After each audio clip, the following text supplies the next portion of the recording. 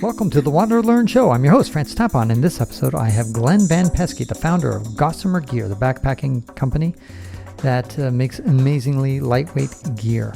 He and I talk about his new book, Take Less, Do More, which is a fabulous, fabulous book. And in fact, today is the virtual launch party. You can go to the description and find out the link that you need to use to register to attend this launch party, this book launch, which you should definitely check out. It's happening today, so make sure you check that out and enjoy the interview. We talk about a lot of subjects. It's going to be a multi-part interview, so you're going to see a few more episodes about him. We start off the book about, I love the beginning of this whole thing where we talk about his life viewed in two different lenses, two different perspectives. It's fascinating. Enjoy this wide-ranging interview with Glen Van Peski. Welcome to the WanderLearn Show. I'm your host, Francie Tapon. I'm here with Glen Van Peski. He's the founder of Gossamer Gear. You can go to glenvanpeski.com. Today, he's going to be launching a virtual launch of his new book that just came out. And today is the day when you want to check it out at 3 p.m. Eastern Time. Glen, tell us a little bit more about the virtual launch party for your book and give us the name of the book, etc. The name of the book is Take Less, Do More. Surprising life lessons in generosity, gratitude, and curiosity from an ultralight backpacker. And it's been a 2-year process, but today, April 16th, it's finally available. If all the people that have pre-ordered are going to have it show up in their mailbox. Awesome. And so people are going to be able to follow a link in the description to go directly to your virtual launch party. It's free. Anybody can attend, right? As long as they have the link. Yes, it's open to the public. You do have to register. Okay. So you have to register beforehand. Okay. Well, do it today because today's the day. So, Glen, I want the way to introduce you, I think it will be an interesting way is for you to jump toward the end of your book and read two descriptions of your life as you describe them. One is one angle, using it through one lens, and the other one is totally different. So go ahead, pull out your book, and I think it's page 221, and read to the audience that section, please. And again, it's about your life. Okay, here's the truth. I can tell two very different stories about my life, and both are completely accurate. This is the hardship story. I was a nervous, anxious kid. When my parents divorced in the middle of my 4th grade year, I was distraught. I cried so much that my parents had to move me into another room so my crying wouldn't keep my brother and sister awake. We left sunny Southern California with our mom to drive across the entire country in the middle of winter and ended up in an apartment in Amherst, Massachusetts. I had to start a new school where I knew no one. When I joined Boy Scouts, I was sexually molested. And then when my mom took me for psychological counseling, that psychologist also abused me. I was not popular in school, didn't have many friends. After high school, I moved to California where I married Francie. When she was pregnant with our second child, I almost died in a plane crash that killed the pilot. Then Derek, our second son, was born severely disabled, and the cost for medical insurance on my fledgling company went from $600 a month to $8,000. Then the economy tanked and my business went with it. I worked for a year with no pay and had to take out a second mortgage on the house to pay our staff until I was finally forced to shutter the business. Meanwhile, Francie's depression, brought on by Derek's struggles, spiraled out of control, all while I was working 80-plus hours a week to keep the financial wheels on. Wow, you're a real loser. That's what somebody would sound like. If you read that, it's like, my God, Glen, you've had such a tough life. Now, let's read the next part right after that. These stories are both true. It's just different lenses. This is the happiness version. I was a nervous, anxious kid. I was raised by intelligent, loving, and involved parents who instilled good values and morals in me. When they divorced and my mother moved us across the country, thanks to family money, she was able to continue caring full-time for us kids. We had amazing educational opportunities and lacked for nothing. Boy Scouts fostered in me a love of the outdoors that led to incredible successes later in life. In high school, I was tri-captain of the lacrosse team and president of the outing club before I organized a 4,200-mile bicycle trip across the United States with 3 friends. Taking 2 years off school, I worked at an engineering firm and found my passion for civil engineering, which set me on my future career course. I graduated in 4 years, summa cum laude, and moved to San Diego with an amazing woman I met at my apartment complex and somehow convinced to marry me. I worked for local firms before starting out on my own and always had enough work. I used not just my engineering skills, but marketing skills to build my company. When the economy tanked, I was able to find jobs elsewhere for all my employees before shuttering the business and going to work for another firm. The birth of our disabled son, Derek, brought me to Jesus, a huge turning point and strength in my life. Because of my involvement with Boy Scouts as a leader and giving back to my community, I started a backpacking company on the side. That turned into a multi-million-dollar business. Though I've never taken a salary from the company I formed, it gave me relationships all over the world with amazing people. Guinness World Record holders, National Geographic explorers, renowned endurance athletes, A-list directors, and actors, all of whom I count as friends. Today, Francie and I have control over our time and money and enjoy amazing freedom. We live in a custom house in a location we chose with scores of genuine friends as neighbors. What an amazing life. It really is. And Glenn, I love that you shared this personal story. I mean, on both ends, both the successes. It's obviously harder since we have a raw society to share the tough parts. But what I think was so poignant, and obviously the big takeaway of all this, is that we can all play this game. We can all take our life and look at it in a negative light, and we can look at it in a positive light. We can count our blessings or we can count our sorrows. And in the end, it's us to choose where we want to focus. And I think you just did so brilliantly in that section of the book, is just say you're the same person and yet come up with completely different storylines. And in the end, it's the stories that we tell ourselves. And I think that is one of the most valuable lessons in this book, even though, of course, maybe nobody picks it up for that reason. What you say is true. The stories we tell ourselves have huge impacts overall about our life in general and our past. But you can slice it down to the micro day-to-day stuff.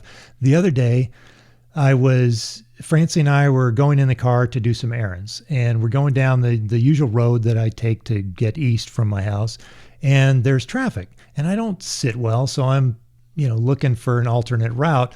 So I, take a left and go up to the parallel road, and it's closed for construction. And all of a sudden I knew, that's why there was so much traffic on the main road. And now I've just lost my place. Like if I was frustrated before, now I'm really screwed because I don't even have a place in that line. And I was getting frustrated. And then I thought, whoa. Let's tell a different story here. It's like I'm retired. I have no deadlines. I'm in a car at a perfect temperature. I got my hands on a heated steering wheel. I got this beautiful woman sitting next to me who for some reason thinks it'd be fun to spend a few hours with me this afternoon. I was like, let's just enjoy the ride. It's like, it's so easy for me anyway, to get caught up in the bad things going on. It's like, whoa, let's just take a minute and think about this a little differently. Yeah. And reframing, like you say, you can reframe macro events like your childhood, or you can reframe micro events like getting stuck in traffic. Everything can be reframed, and it's a simple concept, but hard to execute. What can you do? What techniques can somebody do to help reframe that? I mean, the same thing, by the way, your book is about backpacking at a basic level.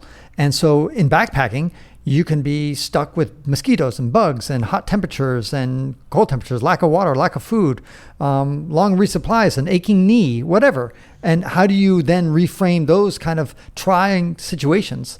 Any techniques that you would give to people? Well, something valuable I found was in a post by David Epstein. And he was talking about happiness is a 2x2 matrix. And he talks about looking at things you want and don't want and things you have and don't have. And a lot of us focus on the things we want, but we don't have. And our society is kind of geared that way because that's how they can sell us stuff. But he says people, of course, one aspect is looking at what you have that you want, and that's useful. But he says a very powerful tool that most people don't think about is considering the things you don't have that you don't want. So in other words, we focus on stuff we don't have that we want, but it's like there's huge amounts of things that we take for granted aren't happening to us. And whether it's health or time or conveniences or luxuries or, the fact that our belly is full. I mean, we just assume that, but hey, there's plenty of people in much of the world right now where that is not a given. And, we don't have that hunger, and we forget to appreciate things that we don't have, that we don't want. So how can you, what would you tell somebody who says, yeah, great idea, Glenn, but how the hell do I do that? When you're stuck in the moment, sometimes it's really hard to get out of that moment and reframe things. And sometimes for some people, they can't reframe things on a macro level either. I mean, they're like said, my 20s sucked, and that's just the way I view my 20s. It could be worse. It's kind of like that's the mantra that I use to kind of reframe. It could be worse. It's only 4 words, but it's like, it could be worse.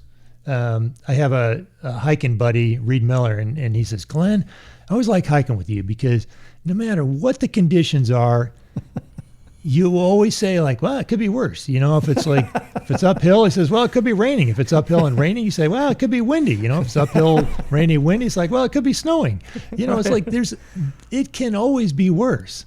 Right. And so there's always something to be grateful for. And I think in this day and age with so much media and exposure, it's not hard to find, especially if you live in America, people that have it worse off than you. And so, you think like life is hard because you're stuck in traffic. It's like, well, do you want to trade places with the guy sitting in a bombed out building in Gaza right now? Or right. Pick, 90% of the people living in Africa, or for that matter, anywhere else in the world. It's like, you want to trade places with them? Like, they would love to sit in traffic. That would be like their best life ever. So yeah, it could be worse. I don't know. Yeah, that's true. And yeah, I mean, there's that great movie, Life is Beautiful. And again, he's trying to envision like making the best out of a Nazi concentration camp. If you can make things like Viktor Frankl, like trying to find meaning even in that, I mean, then none of us have any excuses at that point. Exactly. Wonderful. So we'll take a quick break here, but before we go, I want you to remind people to go to the virtual launch party. The link is in the description below. It's going to be again at what time today? It's going to be at 3 p.m. Eastern time. So it's U.S. Eastern time. Good. So it's noon for the Pacific West Coast, for the West Coast, noon for the West Coast, 3 p.m. for the East Coast. And it'll be and tell us a little bit about what people will see when they go there. It's going to be a lot of fun. You'll be giving a presentation? This was not something initially that I really looked forward to, being an introvert. It's like, get on a virtual Zoom with 100 people. Yeah, that sounds like a lot of fun. But I'm actually warming to it. I think it's going to be a lot of fun. There's going to be some polls initially. We're going to have like a gift. There's going to be the moderator, the host is going to ask me some questions, talk about parts of the book journey and things in the book. And then we're going to have some special guests who were kind of involved in the process to give their perspective on it. And then there'll be a chance for questions and some chatting at the end. Excellent. Well, don't forget to register for it. Follow the link below. Register so that you can attend it. It'll be a great way to support Glenn and, of course, get the book, which is Take Less, Do More. Take Less, Do More by Glen Van Peski. And that ends this episode of the WanderLearn podcast, where we explore travel, technology, and transformation. If you'd like to see the show notes with links to what we've talked about, go to wanderlearn.com and click on this episode. If you'd like to connect with me, just remember Tapon. That's my first initial and my last name. Tapon is always my social media username. My website is ftapon.com. Do you want to leave me an anonymous voicemail where you can make a comment or ask a question? Then go to speakpipe.com/ftapon. Furthermore, if you'd like to get rewarded for supporting my projects, then go to patreon.com/ftapon. That's where you can pick up some remarkable rewards for as little as $2 a month. Now, 5 quick favors. Number 1, subscribe to the WanderLearn podcast. 2, download it. 3, share it. 4, review it. And 5, sign up for my newsletter at wanderlearn.com. Our theme music was composed by Eric Stratman. This is Francis Tapon, encouraging you to wander and learn.